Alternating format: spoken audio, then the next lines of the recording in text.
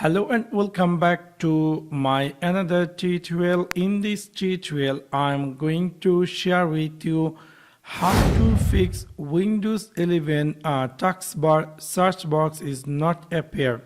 So let's take a look how to do that. Maybe somehow or some cases your Windows 11 taskbar search box is not appear and you are looking for how to enable that.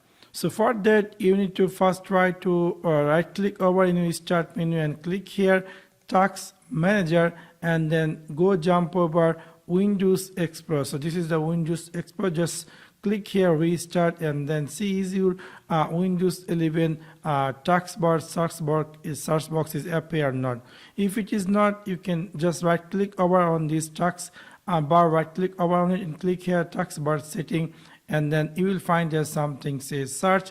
You can simply turn this on. So now you can see my Windows 11 taskbar search box is re-enabled. So in this simple way you can easily fix your Windows 11 if taskbar is disappear. So that's for now. Thanks for watching my video. See you next one.